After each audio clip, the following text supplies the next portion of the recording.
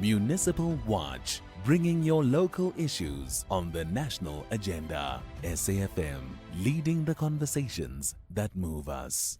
Welcome back. It's 10:15. So on the 2nd of June, that's on Monday, the Business Leadership South Africa CEO, Busi Mavuso, wrote in her weekly newsletter the following, and I'm reading about 3 paragraphs of it. The financial state of the country's municipalities is concerning and a considerable constraints on economic growth.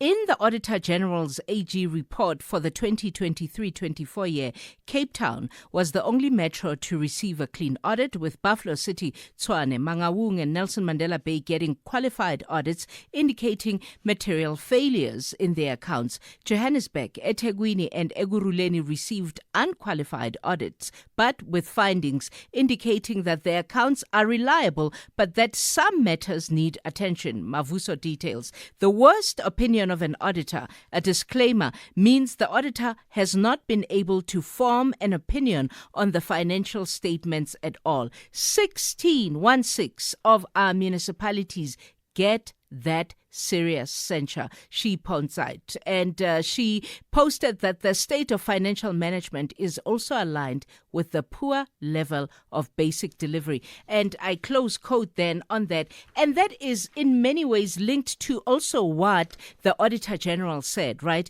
Because the Auditor General was in Parliament, the Auditor General Tsakani Maluleke, and she said it's about time that mayors and speakers and councillors be held accountable for failures at municipalities. And she was speaking during a parliamentary briefing on local government audit outcomes. Easier said than done. How do we then bypass the politics, right? Because mayors and councillors are mostly political appointments, if not exclusively political appointments. We've seen how many municipalities have been voting out mayors before their term even comes to an end. Then you get a coalition government. Here in Joburg, we know all too well about coalition governments, and their impact where deals are struck between political parties. How then do we balance what the Auditor General is calling for, that we hold them accountable for their failures at municipalities? Where do we even begin to hold them accountable? Mialani Holeni is Chief Group Advisor at Ndiso Consulting Group. Where do we even begin, Mialani? Because here we are, and mayors, councillors, and all of those people are political appointments. I was asking myself as I was preparing for this conversation around the issue of municipal managers, because those jobs are advertised, and in many ways they are in charge of the purses of municipalities. How do you see it? Good morning. Good morning, KG, and good morning to the listeners. And this is a very important topic, because I think the system of local government as we have it, which has almost 3 layers, if I can just give a quick background so that we can unlayer or talk about what municipality mayors are supposed to be accountable for versus municipal manager. So firstly, we know we have council, which is the ultimate structure within the local government or the municipality. Then there will be what is called the mayoral committee, which is constituted by certain councillors led by the mayor. And then there is the administrative side, which is the municipal manager and all of the administrative staff, which are within there. So the ultimate structure, so to say, within a municipality is council, where everyone should be accounting to council, including the mayors and including the administrative side, including councillors. So that is the ultimate structure. But mayors have a critical role to play within this whole ecosystem of the local government. And the first thing is that when they lead the mayoral committee, which is made up of certain councillors who are responsible for specific departments, they are supposed to be keeping an oversight at least role. They are supposed to be monitoring. They are supposed to be implementing the policy, as it were, for the municipality and the legislation in totality. So mayors have got a critical role from that point of view, that they should be policing the implementation of all policies, of all legislation, so that they are implemented to the letter. And yet we know they're not, because, as much as the Auditor General said there's been some improvement in the number of audit disclaimers, on the overall, it's pretty much a stuck record of ongoing poor performance for metros and municipalities in terms of their audit outcomes. So basically, things are not getting better. We have to find a different way to shift the needle. How then do we do it? Because she's saying we need to find a way as citizens to hold them more accountable as mayors and as councillors. Well, I think the key issue which I've highlighted is that of implementation of legislation, and that is the domain of the mayor. It's the domain of what then would be the members of the mayoral committee who are councillors, but it would also be the domain of council, which is led by the speaker. So the issue of oversight, I think that is the issue that we need to be unpacking in more detail. What is oversight and what is monitoring and evaluation, and how should that be discharged, particularly to hold the administrative side accountable? So that is now the issue that says, on the one side, there is the policy, there's the legislative and policy imperative, which largely sits with the political side with regards to monitoring, with regards to oversight. But on the other side, the administrative side, which is the municipal manager and all the officials who are supposed to be doing the work, are also the ones who must implement the same policy. So it means that there should be a model that the executive mayor, the mayoral committee, and ultimately council put forward to be able to monitor and to ensure that work is being done or policy is being followed to the letter. So to unpack, I think, the issue of monitoring as well as oversight, it's important to understand that there are particular functions and delegations that are sitting with the municipal manager. Those are delegations that have been delegated to that municipal manager from council and for the mayor to be able to exercise oversight as well as the other councillors who are designated to do so. So, and that is where the issue starts, that oversight means that there must be particular attention paid to the functions which are being performed by the administrative.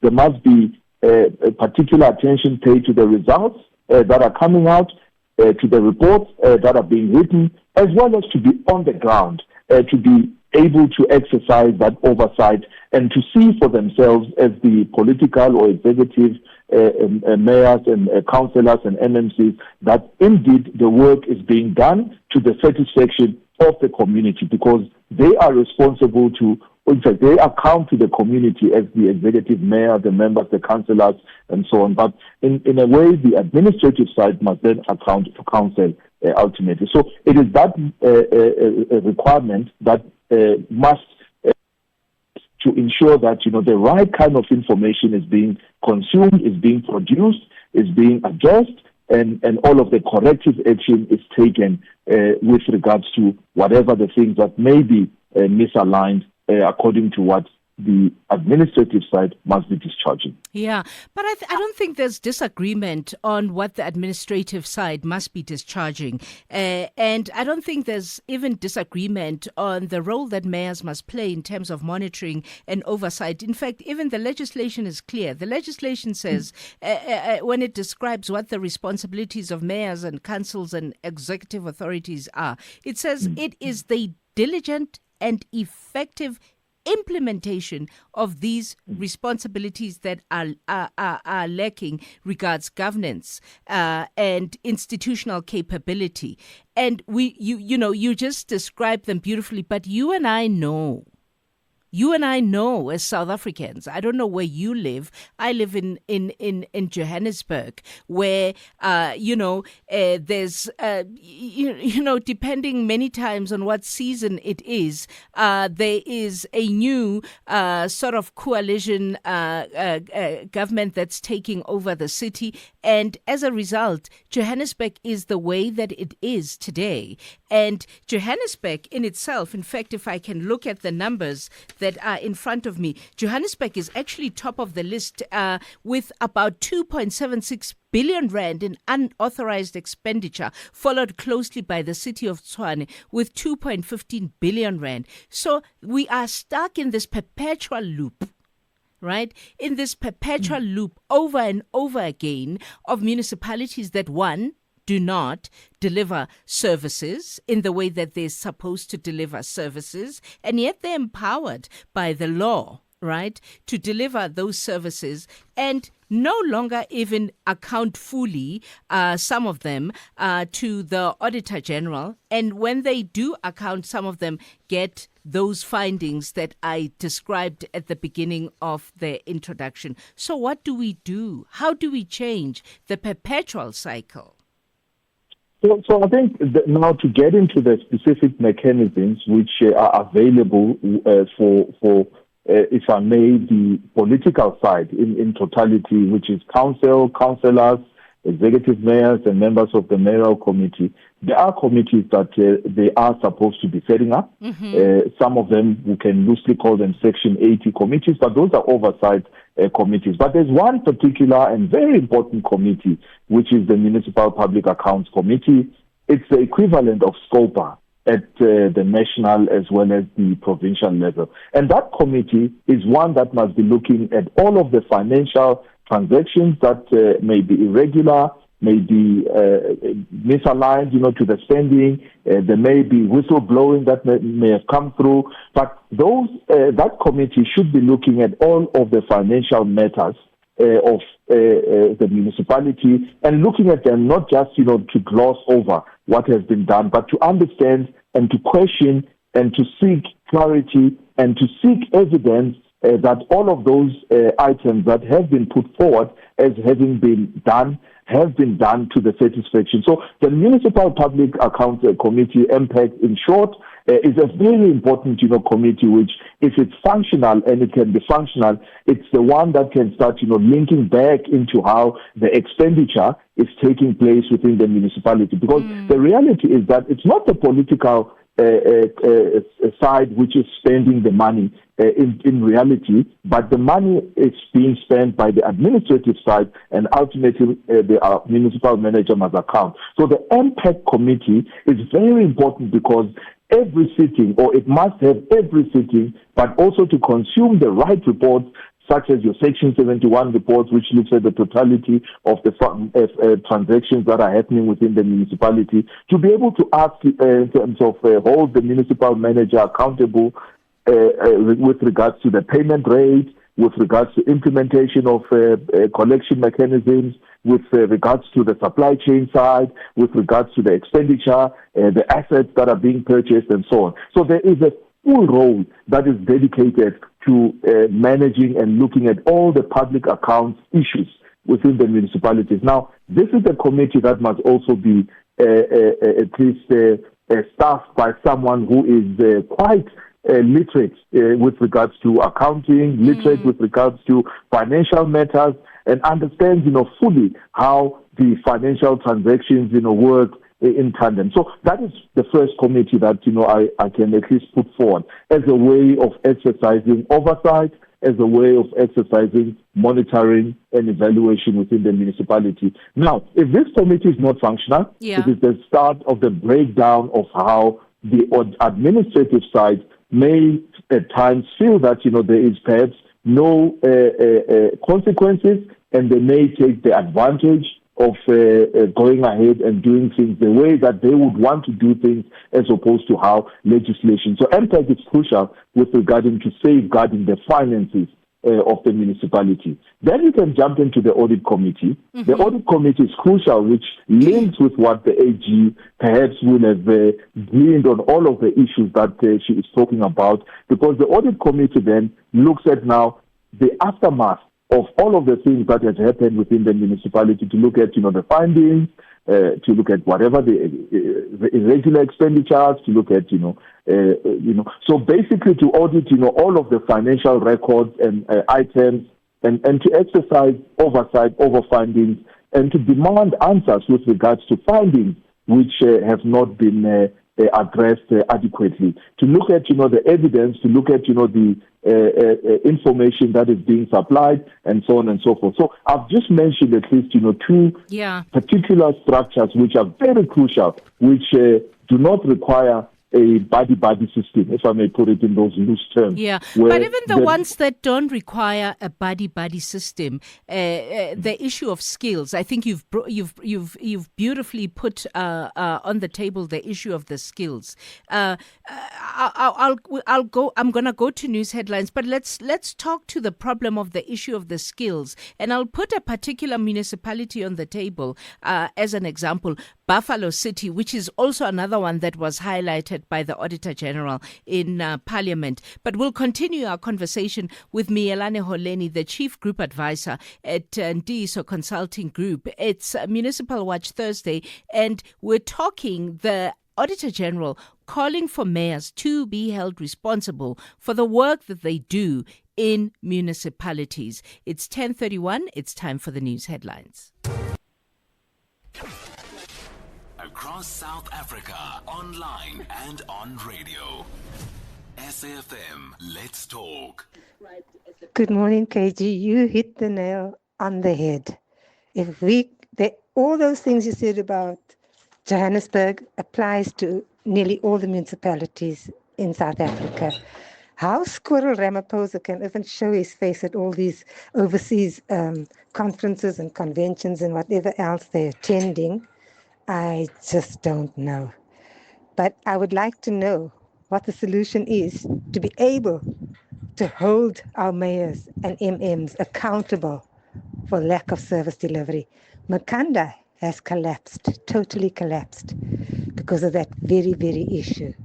We have a mayor and an MM and a speaker that don't care, couldn't give a damn. Good morning, Ask KG, and good morning to your guest. Ask KG, only 14 municipalities got a clean audit out of all these municipalities. Imagine. And talking about the mayors and the city manager, you remember the story of Matatiele, where the mayor and the city manager, they went out at Umhlanga Rocks, spent close to R1 million just on a meeting, just talking, discussing bridges that were, that were destroyed by the floods. Imagine that, Auskage. Yes, KG. Look, man, I've got a problem. I hear the gentleman there, and I really, really concur with, his knowledge of how these municipalities work. But look, in terms of MPEC, it's a discouraging thing, because their department of MPEC, it's actually, they normally what they do, they collude with council, because you must remember MPEC comes from the very same council. MPEC knows the operations of this council, so we cannot really trust that their reports are not cooked. Romeo Machila from Potchefstroom. #SAFM Talking Point. And keep sending your voice notes so that we reflect exactly what your own municipalities look like on the ground. 061-410-4107. We're talking in our Municipal Watch this Thursday, the Auditor General Tsakani Maluleke saying it is about time that mayors and speakers and councillors be held accountable for failures at municipalities. And she was speaking during a parliamentary briefing on local government audit outcomes. And my guest is Mielane Holeni, the Chief Group Advisor at Ndiso Consulting Group. You brought a very interesting point before we had to go to break, Mielane, about the buddy system. And you and I are conducting this discussion, making the assumption that the politics stop merely at the political appointment level in terms of your mayors and your councillors. But there's people who hold the opinion that there's some people for them to be municipal managers in certain municipalities have themselves got to be card-carrying members of certain organizations. And it brings to the fore the issue of the skills, because one of the things that you said before we went to break is how we can find a way around the buddy-buddy system. One of the things that the Auditor General detailed are some of the problems at Buffalo City, where a vacancy for a district engineer for electricity went unfilled for 80 months, and a vacancy for a sanitation engineer had not been filled for 24 months, because it would look like people want to fill those positions too with their buddies. And the Auditor General, and I quote her, asked the question, we must ask the questions, why do things fall apart? Why can they not get the skills that they need? And we know we have an unemployment problem. People are qualified. They've got the ability to do these jobs, but sometimes they're not connected to the right people in certain municipalities for them to be able to get those jobs. So, Kate, I want to venture a thought here. I think, the issue of skills we know is highly, highly critical. We know that, with every election that we have seen in the municipal space, there's a degradation or a reduction or a flight of skills who are perhaps moving to other areas because they perhaps perform very well in local government, and they are due for a movement, into another area, whether it's provincial, whether it's national, and so on and so forth. So we know that, the entry of councillors or new people generally into local government, they have to start from zero at times because they've never been involved within local government. And even worse, some of them may have come through the system without the requisite knowledge, qualifications, as well as the technical expertise. So the assumption that, local government or to occupy a particular position in local government, you don't really need much. You just need the community behind you. I think it's one that, needs to be dispelled. And even with the elections that are coming in 2027, to perhaps make the process a lot more stringent. That, the people who are coming through, the quality of councillors that are coming through must at least, have either the experience where they can at least, be given the requisite training, or they must come with the technical capabilities demonstrated with having worked within an environment which is similar to the area which they are going to be leading if they are given a leadership role to lead a particular department as an MMC, or to be part of a committee which is going to be scrutinizing very important documentation. And that's where it starts, with regards to the issues of skills. So we need to be able to match the skills of the incoming or the current councillors to the areas where they have expertise, and that is a way that, we can advance the municipality. Let me venture the second thought. Yes. A second thought says, AG, year in, year out, will come back and produce, these reports, great to read, point, the issues, go to the root causes, and so on. But we then had a caller who was talking about, the MPEG committee. And I thought, just crosses my mind to say, what if an MPEG committee was actually run by the AG within municipalities? Wouldn't that be a starting point, where you could at least be able to have an independent body of part of the accountability ecosystem running that particular area on behalf of municipalities, not being a councillor, not relying on income which comes from the municipality, and that is a thought. We know that the AG has gone to Parliament and sought additional powers where they can recommend criminal charges in light of keeping the municipal officials and political side accountable where the issues are not being resolved. Perhaps that is the next level which the AG could be looking at, to look at which are the independent structures within local government, within provincial government, within the national government, to be able to at least be given over to very independent bodies. And I put the name of AG because they have a particular mandate to keep that oversight, to audit, and to ensure that things are running smoothly or according to legislation. We know at national level they try and have a person from a different political party who is going to then head up the SCOPA, which is what we've had traditionally in the past, not coming from the majority party or the lead parties which are leading, but someone who comes first from a minority party who could at least exercise an independent voice. But what if those aspects at least are taken into account, that councillors get interviewed and they must submit qualifications so that they can then be matched to the right areas where they can exercise the right oversight, including the mayor, including the speakers, as well as looking at those independent committees of municipalities being run by independent bodies outside of the municipality. Because the issue with what I've said with the audit committee is the fact that the audit committee, the process to be a chairperson of that audit committee is the process is run through the municipality. They will go through the selection criteria, and all of the people who end up serving in the audit committee are, at the end of the day, paid by the municipality. Yeah. So the independence from that view, you could argue that, maybe, on the balance in a way, but we trust that, those people are at least people of integrity to be able to exercise their roles and functions, fully. So perhaps in local government, we need to look at, if we solution this, how do we then get independent people?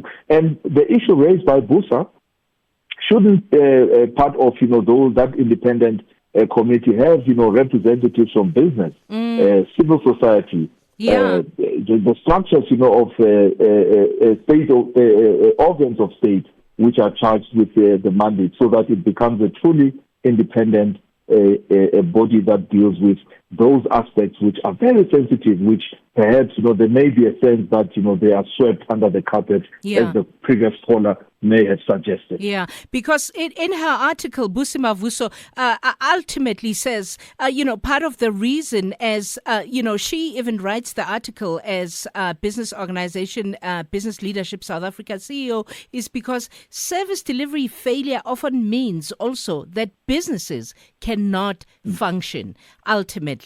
So let's go to our calls now, because there's people who want to engage your brilliant mind and thought processes there, Mielani. So please, anybody who gets through, get to your point quickly so that Mielani has the time to chime in or comment on what it is that you just said. Dinto Ntabanchu, let's start with you. You want to talk the state of municipalities. Hi, morning. Morning, KG. Morning. Morning.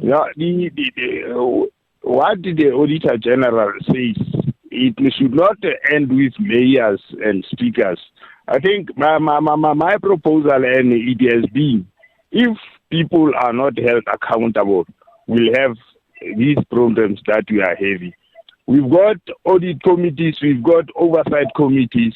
Those people also, they must be held accountable. And the thing that has brought us here to employ and engage people who don't have qualification, who don't have a clue to run the municipality, it is the politicians. The politicians must also be held accountable, because you are appointing to be a municipal manager and he doesn't have a clue about, so that they must do all wrong things to protect his position. So I can say also the politicians must be held accountable.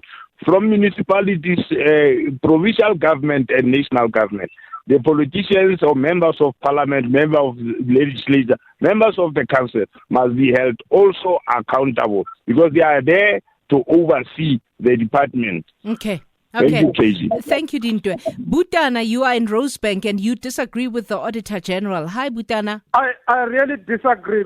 Good morning, my sister. Good morning. Mayors and their teams are part of network of crooks and thieves that are defrauding the municipalities.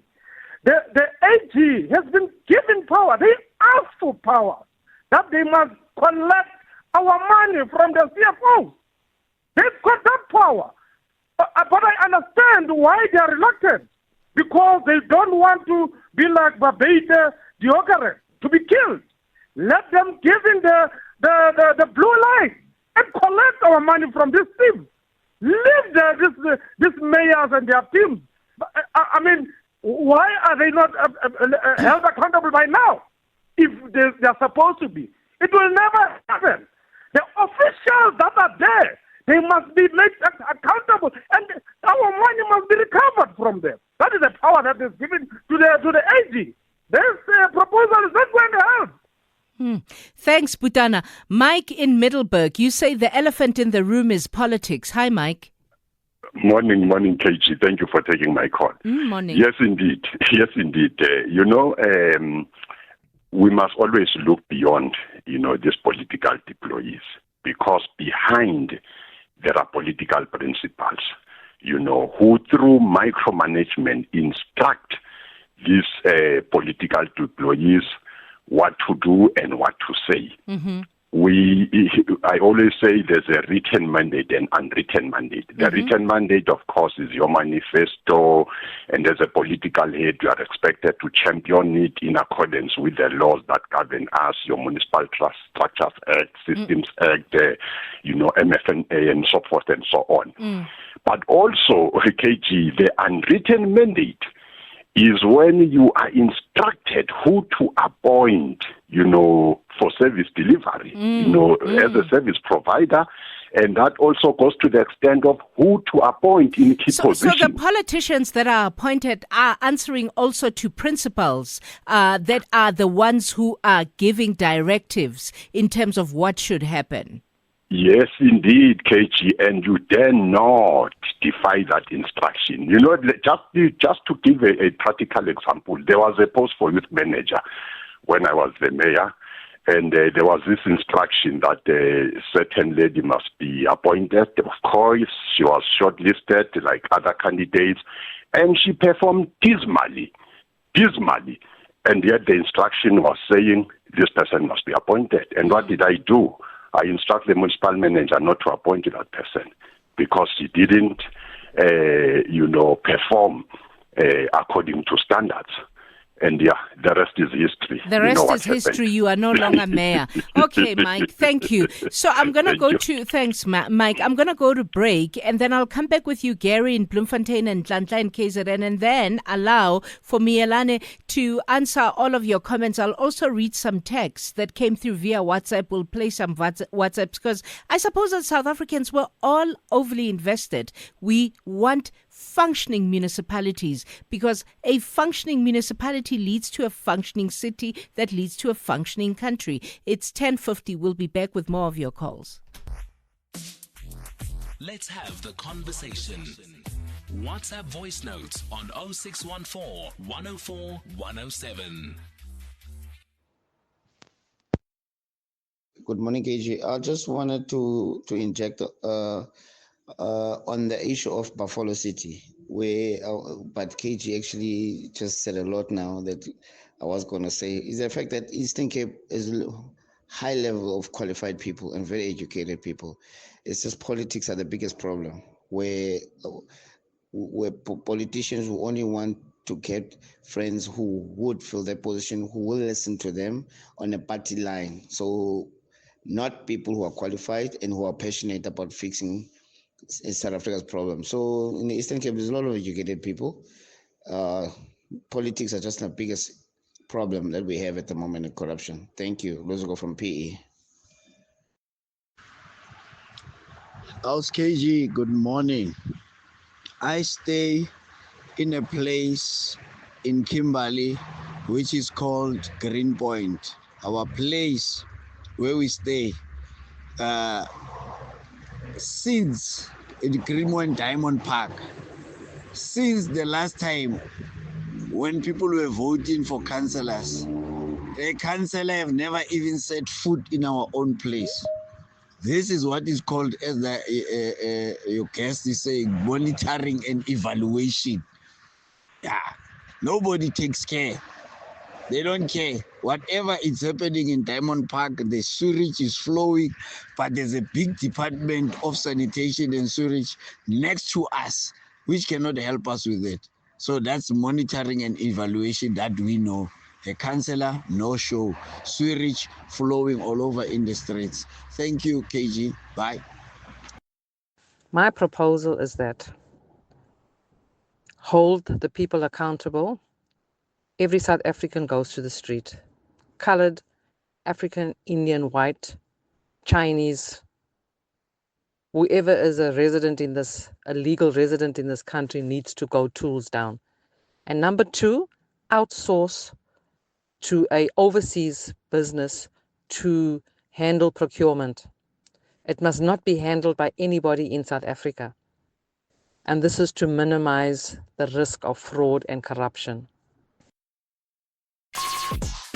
Call us on 086 000 2032. So if we outsource to overseas companies, what happens if those overseas companies are connected to somebody here? The world is small.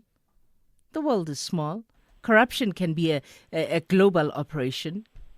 People can get their friends who live in Dubai to get the tender, to come and push whatever, and they will still get what they want to get. Do you know what I mean? Gary in Bloemfontein. Hi, Gary. Hi, good morning, KG. Yes. I've been listening to all the stuff.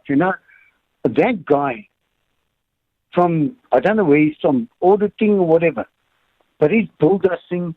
He's a spokesperson, and spokespeople are trained to build dust.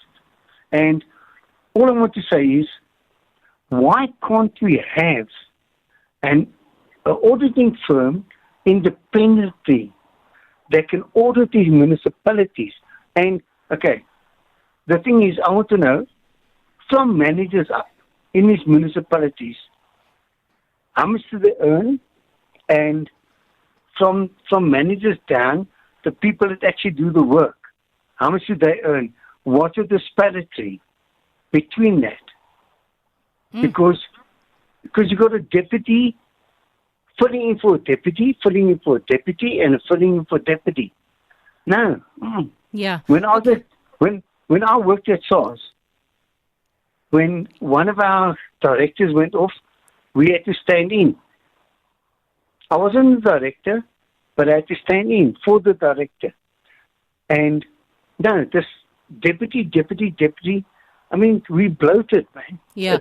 It's ridiculous. Thanks, Gary. Nhlanhla in KZN. Hi, Nhlanhla. Morning, my sister. Thank you for taking my call. My sister, I do not understand what the gentleman is speaking about when he speaks about public administration must be accountable, because it's even there on the thing, on the section of the Constitution, on basic values and principles that govern public administration. These principles apply to organs of states, public enterprises, and even government sectors. Everything is there on the Constitution, my sister.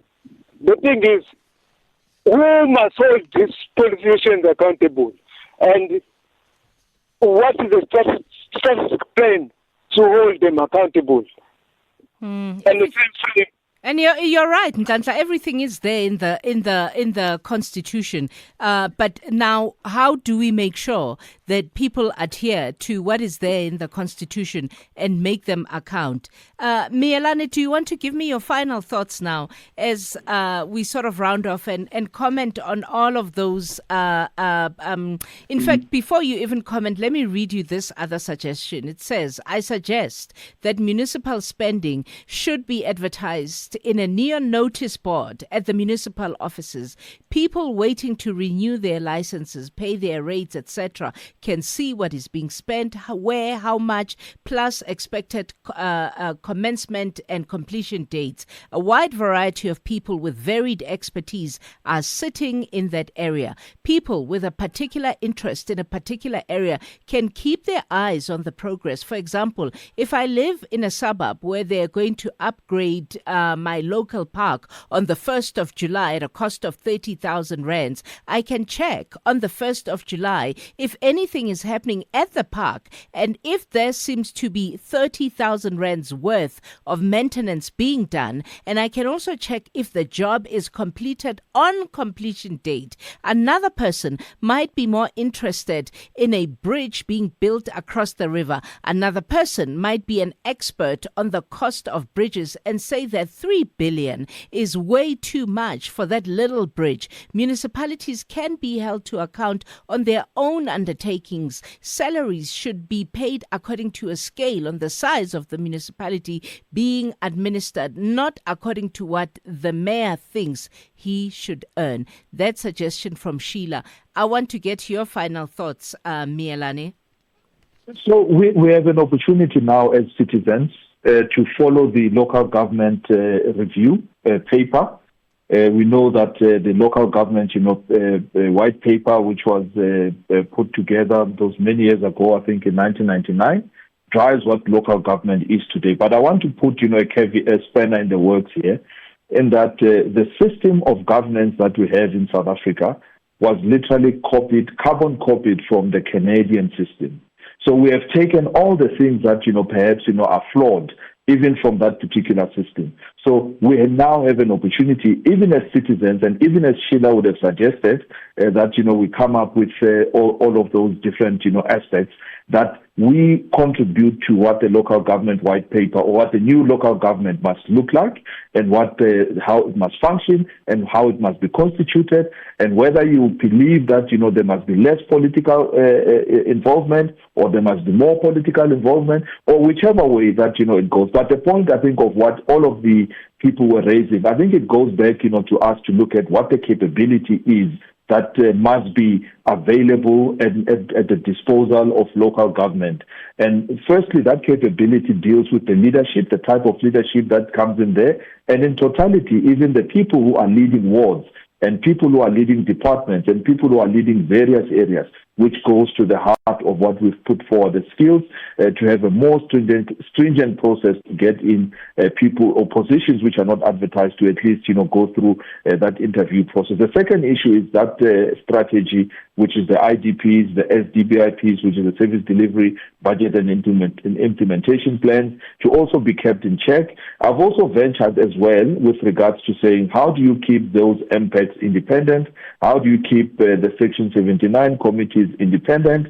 And I think, that is where perhaps, the powers that AG, whether it's, and I'll mention a host of, different, organs of state, even the human rights, whatever. And there are many bodies that are there where we can put all sorts of names of highly qualified people on whether it's a randomized, process, and we allocate them to municipalities to go and be in charge of running the independent oversight on governance and so on. So that is something that, perhaps, with the local government review, we have that opportunity to put those thoughts forward.